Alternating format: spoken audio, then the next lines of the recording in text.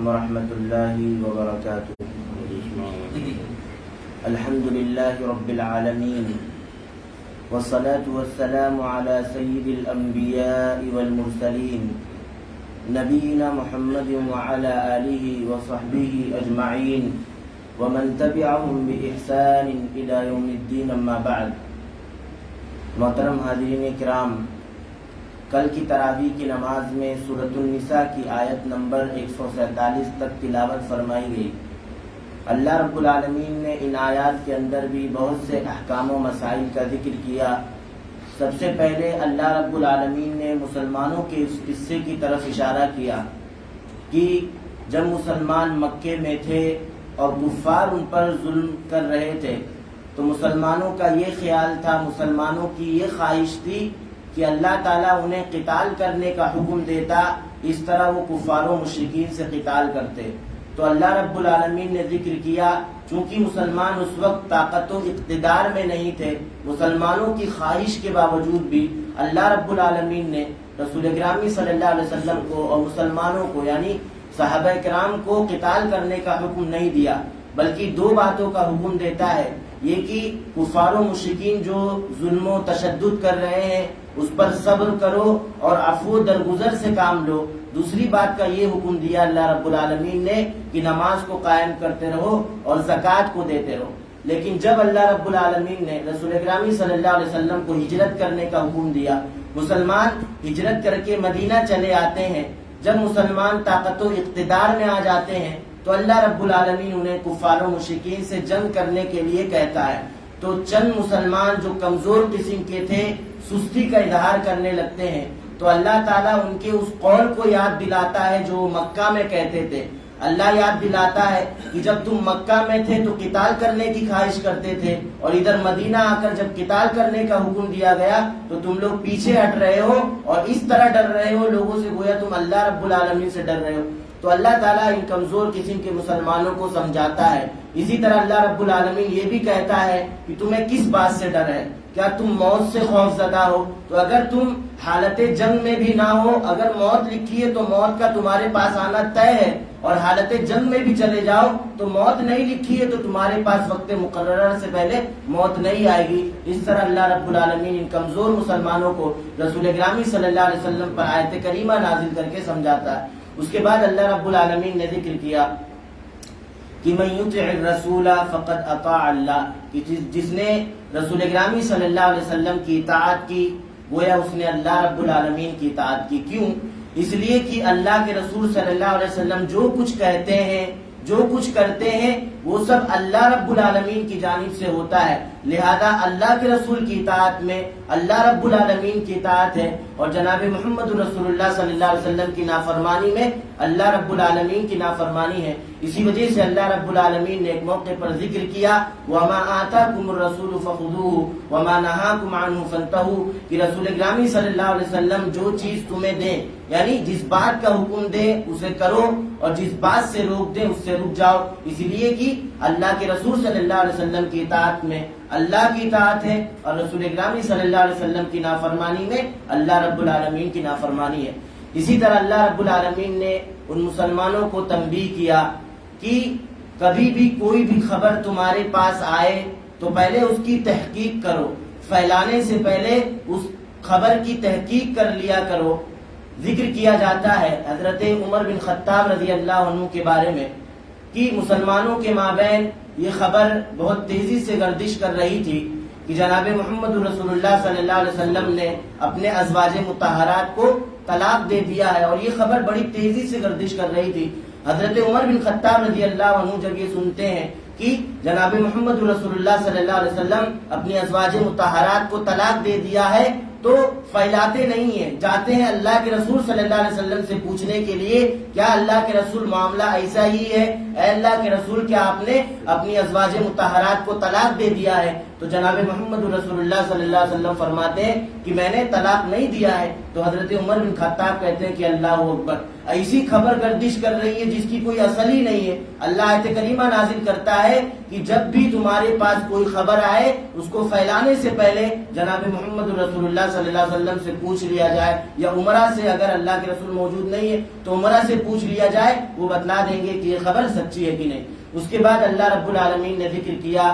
کہ جو نیکی اور بھلائی کے کاموں کو زندہ کرتا ہے، اس میں محنت و مشقت کرتا ہے، تو اللہ تعالیٰ اس شخص کو نیکی پر عمل کرنے والے کے برابر ثواب دیتا ہے. یعنی ایک ایسی چیز تھی، ایک ایسی سنت تھی اللہ کے رسول صلی اللہ علیہ وسلم کی کہ جس پر لوگ عمل نہیں کر رہے تھے. ایک انسان آتا ہے، اس سنت کو زندہ کرتا ہے اور محنت و مشقت کرتا ہے تاکہ لوگ اللہ کے رسول صلی اللہ علیہ وسلم کی سنت پر عمل کریں، جس سنت کو لوگوں نے فراموش کر دیا تھا. اللہ فرماتا ہے کہ ایسے شخص کو سنت پر عمل کرنے کے برابر ثواب ملتا ہے. اس کے بعد اللہ رب العالمین نے ذکر کیا کہ لیکن جو برائیوں کو پھیلاتے ہیں تو ایسے شخص کو بھی گناہ ملتا ہے جس طرح ایک انسان کو برائی پر عمل کرنے کی وجہ سے گناہ ملتا ہے. اس کے بعد اللہ رب العالمین نے ذکر کیا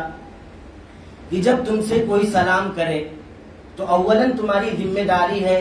کہ اس سلام کے جواب میں اس سلام کا جواب بڑھا کر دیا جائے. حدیثوں میں آتا ہے کہ اگر تم سے کوئی السلام علیکم کہے تو تم ورحمت اللہ کا اضافہ کر دو، ورحمت اللہ کے ساتھ کہے تو وبرکاتہ کا اضافہ کر دو. لیکن اس کا یہ مطلب نہیں کہ اگر کوئی پورا سلام کر رہا ہے تو آپ اس کے جواب میں 2-4 لفظ کا اور اضافہ کر دو، تو یہ خلاف سنت ہو جائے گا. اگر پورا سلام کیا السلام علیکم ورحمت اللہ وبرکاتہ تو آپ بھی اتنا ہی جواب دیں گے، بڑھا کر نہیں دیں گے. بڑھا کر کب جواب دینا ہے؟ جب وہ کم سلام کرے، السلام علیکم کہے تو آپ رحمت اللہ کا اضافہ کریں، وہ رحمت اللہ کہے تو وبرکاتہ کا اضافہ کریں. لیکن اگر پورا سلام کر رہا ہے تو 2-4 لفظ نہیں بڑھائیں گے، اس لیے کہ یہ خلاف سنت ہو جائے گا، شریعت سے ثابت شدہ عمل نہیں ہوگا. اس کے بعد اللہ رب العالمین نے ذکر کیا مسلمانوں کے بارے میں کہ مسلمانوں کو کیا ہو گیا کہ وہ 2 گروہ میں بڑھ گئے. میں نے جنگ احد کے بارے میں آپ لوگوں کو بتلایا تھا. آپ لوگوں کو یقیناً وہ قصہ یاد ہوگا کہ جب اللہ کے رسول صلی اللہ علیہ وسلم جنگ کرنے کے لیے نکلتے ہیں تو منافقین، عبداللہ بن ابی جو منافقین کا سردار تھا، وہ یہ کہتا ہے کہ اللہ کے رسول نے میری بات نہیں مانی، میں نے یہ مشورہ دیا تھا کہ جنگ کو شہر میں رہ کر کیا جائے، لہذا وہ 300 ساتھیوں کو لے کر الگ ہو جاتا ہے، مدینہ ہی میں رکتا ہے. تو چند مسلمان ایسے تھے جو یہ کہہ رہے تھے کہ ہمیں ان منافقین سے بھی جنگ کرنی چاہیے، اور کچھ مسلمان ایسے تھے جو یہ کہہ رہے تھے کہ نہیں ہمیں جنگ نہیں کرنی چاہیے، اللہ انہیں ہدایت دے گا. تو اللہ تنبیہ کر رہا ہے کہ کیا تم ایسے لوگوں کو ہدایت دینا چاہتے ہو جنہیں اللہ نے گمراہ کر دیا؟ ایسے لوگوں کے بارے میں حسن ظن رکھ رہے ہو کہ جن کی یہ حالت ہے کہ سید الانبیاء سے بغض رکھتے ہیں، انبیاء کے بعد سب سے مقدس جماعت صحابہ کرام کے بارے میں بغض رکھتے ہیں. انہیں جب کوئی تکلیف پہنچتی ہے تو یہ ایسی قوم ہے کہ انہیں خوشی ہو جاتی ہے، جب آپ کو نعمتیں دی جاتی ہیں تو یہ ایسی قوم ہے کہ یہ بغض رکھنے لگتی ہے، انہیں تکلیف ہوتی ہے. تو ایسے قوم کے بارے میں حسن ظن رکھ رہے ہو جنہیں اللہ رب العالمین نے گمراہ کر دیا. اس کے بعد اللہ رب العالمین نے قتل کے سلسلے میں ذکر کیا. اہل علم لکھتے ہیں کہ قتل کی 3 قسمیں ہیں. ایک قتل خطا، اسی طرح قتل شبہ عمد، اور اسی طرح قتل عمد. قتل خطا کیا ہے کہ ایک انسان کسی پرندے کا شکار کر رہا تھا، غلطی سے وہ انسان کو لگ جائے اور اس کی موت ہو جائے. اور آج کے زمانے میں عام طور پر گاڑیوں سے جو ایکسیڈنٹ ہو رہے ہیں، اگر وہ جان بوجھ کر نہیں کیا تو ایسے ہی ایکسیڈنٹ ہو جا رہے ہیں، تو یہ قتل خطا میں آئیں گے. اور اس کا کیا کفارہ ہے؟ اللہ رب العالمین نے آیت کریمہ میں ذکر کیا کہ اگر کسی انسان سے کوئی انسان قتل خطا کا مرتکب ہو جائے تو وہ ایک غلام کو یا یہ کہ ایک لونڈی کو جو مومن ہو اس کو آزاد کرے، اور اسی طرح دیت دے. ابن باز رحمۃ اللہ علیہ سے پوچھا گیا کہ دیت کتنا دے گا، تو ابن باز رحمۃ اللہ علیہ فرماتے ہیں کہ حدیثوں کے مطابق 100 اونٹ دے گا، یا یہ کہ 100 اونٹ کے بدلے 100 اونٹ کے برابر رقم دے دے گا. اور اسی طرح اگر ایک انسان گردن آزاد کرنے کی طاقت نہیں رکھتا تو اللہ رب العالمین نے حکم دیا کہ وہ دیت کے ساتھ ساتھ 2 مہینے پیدر پہ روزہ رکھے گا. لیکن یہ ان لوگوں کا کفارہ ہے جن کے مقتولین وارث ہیں، جن کے مقتولین مسلمان ہیں، جنہیں قتل کیا گیا اس کے گھر والے جو وارثین ہیں مسلمان ہیں. لیکن اگر ایسے شخص کو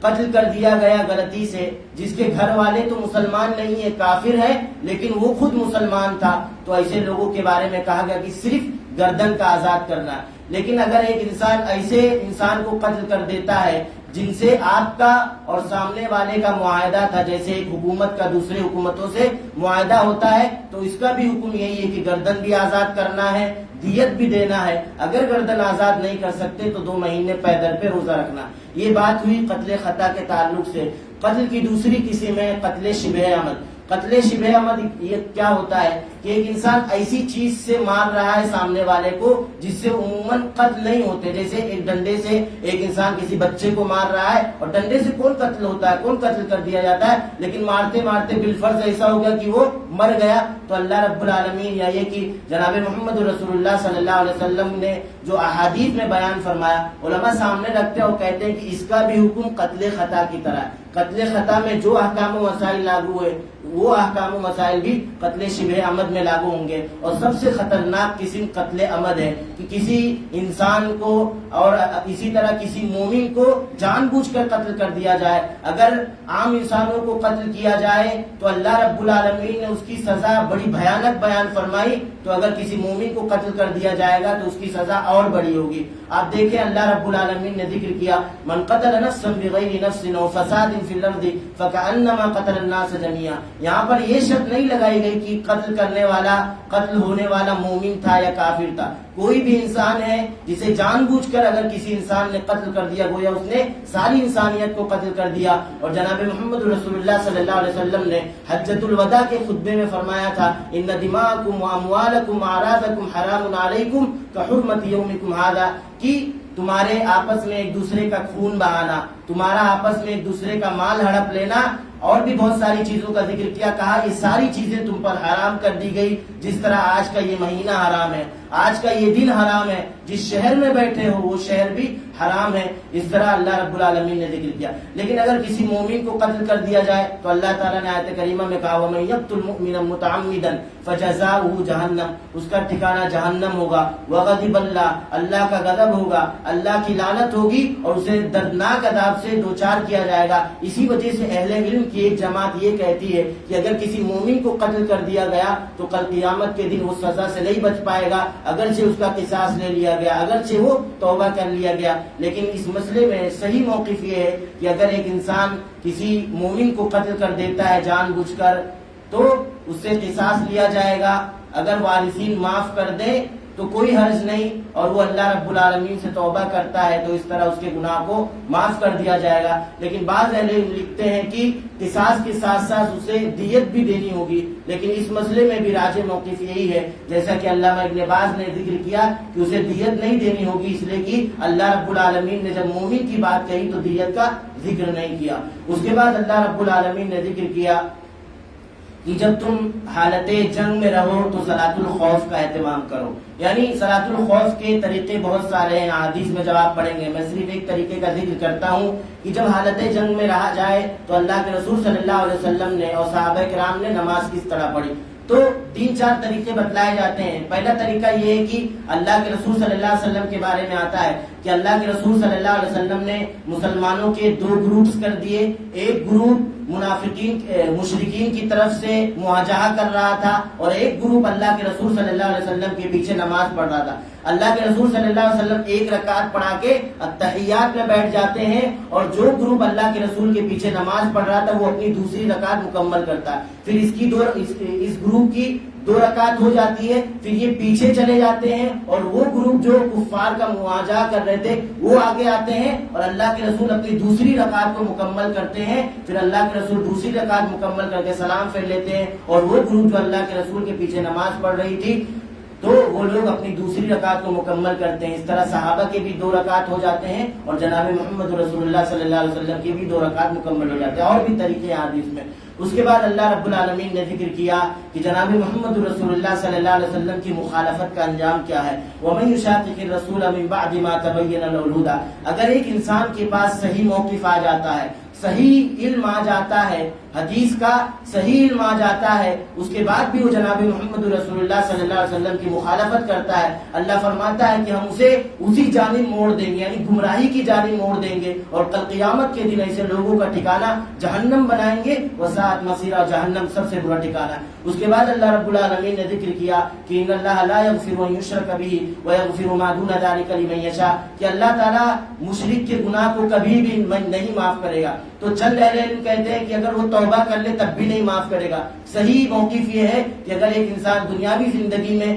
شرک کر لیا، حتیٰ کہ کفر بھی کر لیا، تب بھی اگر ایک انسان توبہ کرتا ہے، اللہ کی رحمت اس کے غضب سے وسیع ہے، اللہ اس کے گناہوں کو معاف کر دے گا۔ لیکن بغیر توبہ کے مر جاتا ہے تو اس کا ابدی ٹھکانہ ہمیشہ ہمیشہ وہ جہنم میں رہے گا۔ اس کے بعد اللہ رب العالمین نے اخیر میں ذکر کیا منافقین کے بارے میں کہ منافقین اللہ اور اس کے رسول کو یہ سمجھتے ہیں کہ دھوکہ دے رہے ہیں، جبکہ وہ خود اپنے آپ کو دھوکہ دے رہے ہیں۔ نماز میں آتے ہیں تو سستی برتتے ہیں، جو بھی ان کا عمل ہوتا ہے دکھاوے کے لیے ہوتا ہے، ظاہر ہے سارا عمل دکھاوے کے لیے ہوگا، اس لیے کہ وہ دل میں تو کفر چھپائے ہوئے ہیں، سامنے اسلام کا اظہار کر رہے ہیں تو سارے اعمال ان کے دکھاوے کے ہوں گے۔ اللہ فرماتا ہے کہ جب یہ کل قیامت کے دن جہنم کے سب سے نچلے تہہ میں ہوں گے، تب انہیں سمجھ میں آئے گا کہ ہم اللہ اور اس کے رسول کو دھوکہ دے رہے تھے یا اپنے آپ کو دھوکہ دے رہے تھے۔ تو یہ چند باتیں تھیں جنہیں اللہ رب العالمین نے ذکر کیا۔ رب العالمین سے دعا ہے کہ بار الہ ہم تمام لوگوں کو دین اسلام کے احکام و فرامین کو سمجھنے کی توفیق عطا فرما، اور خاص طور پر ہمیں اپنی زندگیوں میں نافذ کرنے کی توفیق عطا فرما، آمین۔ وآخر دعوانا الحمدللہ رب العالمین۔ سبحانک اللہم وبحمدک، اشہد ان لا الہ الا انت، استغفرک واتوب الیک، وصلی اللہ علی نبینا محمد وعلی آلہ وصحبہ وسلم، والسلام علیکم ورحمۃ اللہ وبرکاتہ۔